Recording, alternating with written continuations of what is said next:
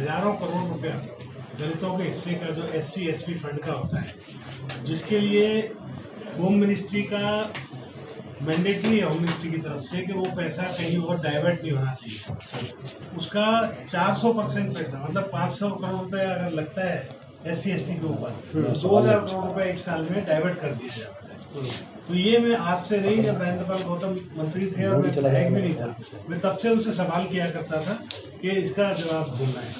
मैं ढूंढ पाया, मैंने तमाम पत्राचार किए, सारी चीजें बता की और पाया कि खाली आम आदमी पार्टी नहीं, कांग्रेस भी वही सब करती थी।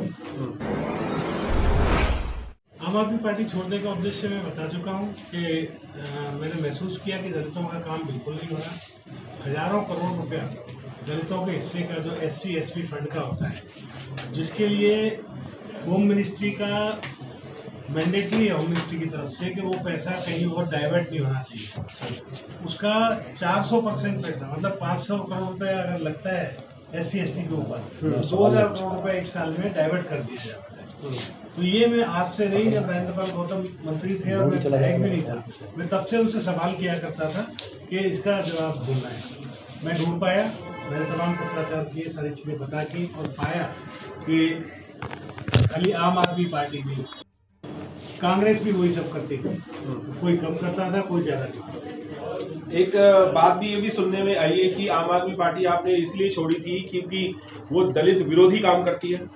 ये दलित विरोधी काम है। देखिए, बाबा साहेब अम्बेडकर का फोटो लगाना और जितने सारे चेयरमैन हैं मंडियों के, एक भी दलितों का चेयरमैन नहीं बनाया जी। डाक फेलोज मंत्रालय में जितने कंसल्टेंट होते हैं, हजारों नौकरियां होती हैं जिनकी लाखों में सैलरी होती है, लेकिन उनमें किसी दलित को नहीं उन्होंने जगह दी।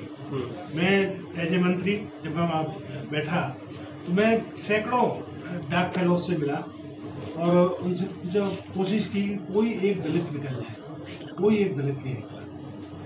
यहाँ तक कि मुख्यमंत्री के जो फेलो थे उनमें भी कोई आरक्षण की व्यवस्था नहीं, उनमें भी कोई दलित नहीं। सर, कहा जा रहा था कहीं ना कहीं कि आपको ED से खतरा था, इसलिए आपने जो आम आदमी पार्टी और अपने मंत्री पद से इस्तीफा दिया, जो छोड़ी ED के डर की वजह से छोड़ी। ED के डर की वजह से छोड़ी तो BSP क्यों ज्वाइन की? तो BSP पे तो अब आए हैं, लेकिन लोगों का कहना है कि कहीं ना कहीं वो डर था ED का, जिसकी वजह से आपने पार्टी छोड़ी। डर ये नहीं था कि ED का डर है, ठीक है। ये डर, कोर्ट कचहरी, ये सब एक आम आदमी की जिंदगी का हिस्सा है। पहली बात तो ये है कि ED का कोई छापा मेरे यहाँ नहीं खाता। वो शराब घोटाले का चेन पकड़ने के लिए मेरे आए थे। उन्होंने सर्च की कि शराब घोटाले में, किसी घोटाले में राजकुमार आनंद 1 रुपए की किसी घोटाले में सरकारी में शामिल नहीं है। वो लोग चले गए अपनी सर्च करके। अब केजरीवाल को अपना आप आइडल मानते थे, राजनीतिक गुरु कहा करते थे, तो ऐसा क्या हुआ कि केजरीवाल जी से आपने पूरा ही पल्ला झाड़ दिया, पार्टी छोड़ दी? मैंने राजनीति शास्त्र में MA किया और उसके बाद मैं महसूस करता था सालों साल कि इस देश की राजनीति बहुत खराब है।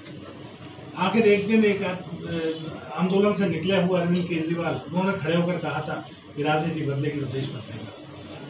बहुत अच्छा लगा। मैं बहुजन समाज पार्टी छोड़कर अपने समर्थकों के साथ उसमें गया, लेकिन वहां जाने के बाद पता लगा कि राजनीति नहीं बदली, लेकिन राजनेता बदलने लगे, लोगों की नीयत बदलने लगी। तो इतने लंबे समय बाद आपने बसपा का रुख करने के लिए क्यों सोचा? आदमी कहीं से भटक के आएगा तो अपने घर ही। चलिए, क्या लगता है कि ज़मीनी अगर हकीकत की बात करी जाए तो दिल्ली में तो बसपा का वजूद तक नहीं है, तो आप इतनी कमज़ोर पार्टी से, यानी कि 2013 में मेरी पत्नी सामने बैठी है मिलाना की, ये विधायक मिली, उस टाइम जब टिकट मिली थी तो लोग हंसते थे, यार वैसा भी क्या किया आपने, तो लगा के कहाँ निकल गए, जीते, ठीक है। कोई वजूद नहीं था। 0 से लोग जब आ सकते हैं 99% पे, 95% पे, तो हम लोग तो 2-4-6% है दिल्ली में। सर, वो आम आदमी में बोल रहा हूँ मैं, पॉपुलेशन में तो हम मोर देन 50% है। सर, वो तो आप आम आदमी की लहर में बह गए ना, कई ऐसे चेहरे आम आदमी की लहर में बह गए, वहाँ बह गए। अब यही तो प्रूव करना है कि लहर लानी है। लेकिन बसपा तो अपना कहीं ना कहीं वजूद होती जा रही है और आप कह रहे हैं कि लहर लानी है। किसने कह दिया आपको बसपा अपना वजूद होती है? इंडिया गठबंधन से बाहर है, अकेले चुनाव लड़ रही है, गलतियों पे गलतियां कर रही है बसपा। इस्लाम के लिए 2 कदम पीछे भी हटना पड़ता है, शायद बसपा को भी ऐसा करने वाले हो। आप पटेल नगर विधानसभा से विधायक रहे, आपकी वाइफ भी रही हैं, तो क्या आपने पटेल नगर निवासियों से पूछ लिया है, क्योंकि वो आम आदमी पार्टी के लोग थे, उन्होंने आपको आम आदमी पार्टी को वोट दे करके विधायक की सीट पे लाए थे, तो क्या अब आप बीएसपी से आ रहे हैं तो पटेल नगर के निवासियों से आपने इस बारे में बातचीत की है? हाँ, मैंने काफ़ी लोगों से बात की और देखिए बहुजन समाज पार्टी का डायरेक्टली कोई हाँ करना है या वो करना वो थोड़ा सा मुश्किल है, लेकिन लोकसभा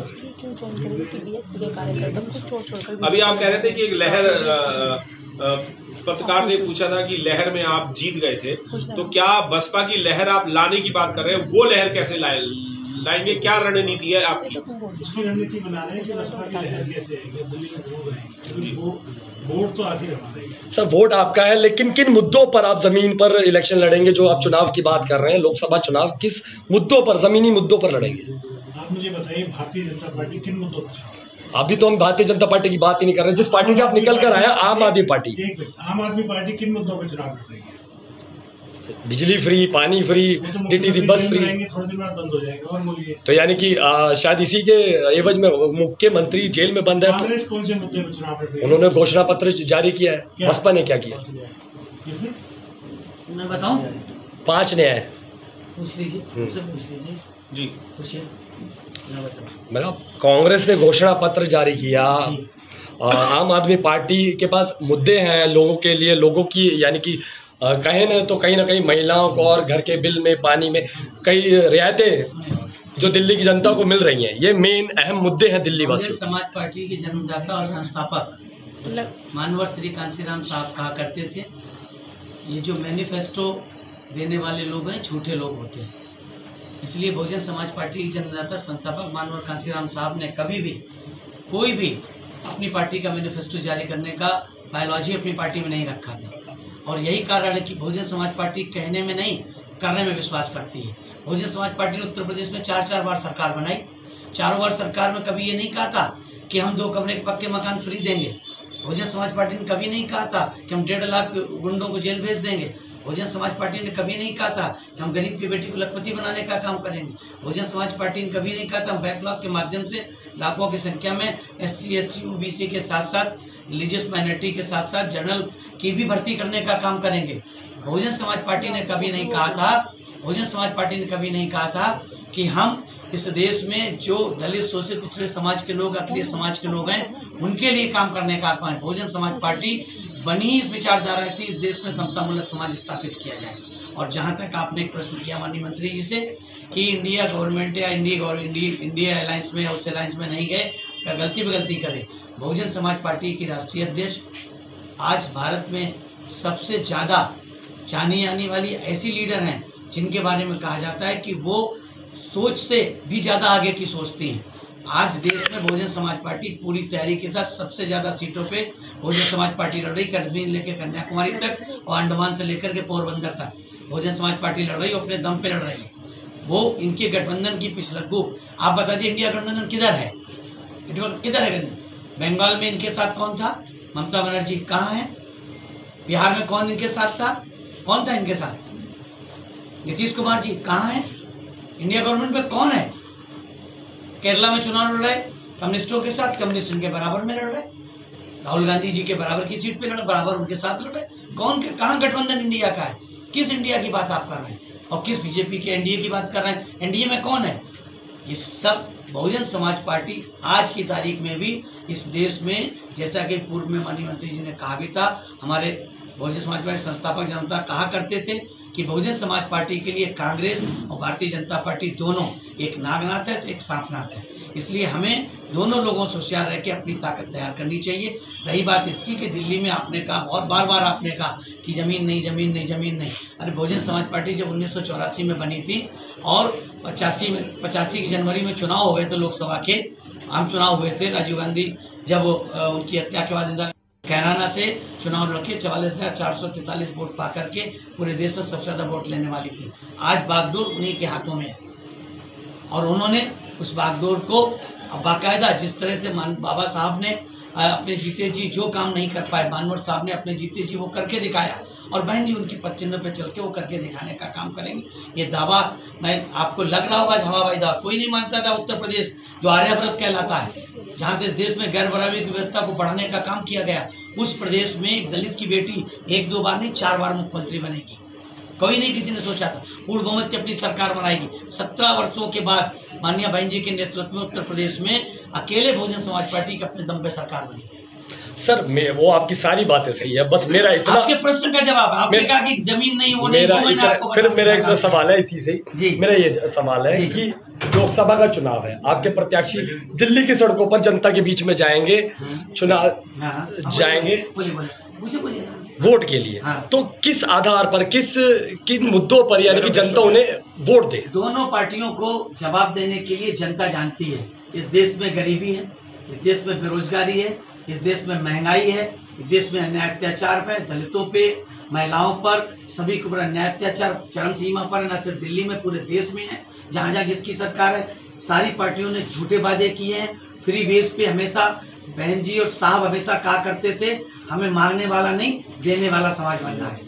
तो ये सब मांगने वाले समाज की बात नहीं, ये बहुजन समाज के लोगों को मांगने वाला यानी कि उन्हें लाचार बनाना चाहते हैं। बहुजन समाज पार्टी उनको लाचार नहीं बनाना चाहती। बहुजन समाज पार्टी उनको अपने दम पर खड़ा करके अपने उन्हें ताकत के साथ उन्हें पक्के रोजगार देकर के उन्हें अपने पैरों पे खड़ा करना चाहिए। सर मेरा आखिरी सवाल है आपसे कि आज ऐसा क्या कारण हुआ कि आपने बीएसपी ज्वाइन करी, जबकि बीएसपी के नेता खुद बीएसपी को छोड़कर बीजेपी ज्वाइन करते हैं? कौन ज्वाइन किया?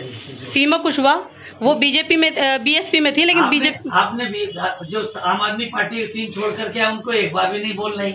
आप हैं जो मंत्री हैं, जो बड़े बड़े पदों पे रहे उनको नहीं बोल रही हैं, आप क्या बात कर रहे हैं? सर बड़े पद की बात करें तो आपके पिछली पार्टी जिनके आप छोड़ के आए हैं, कपिल मिश्रा छोड़ के बीजेपी में गए थे और यूज एंड थ्रो का शिकार हुए। कहीं आपको नहीं लगता कि आप भी कहीं इसीलिए मैं बीएसपी में हूँ, बीजेपी में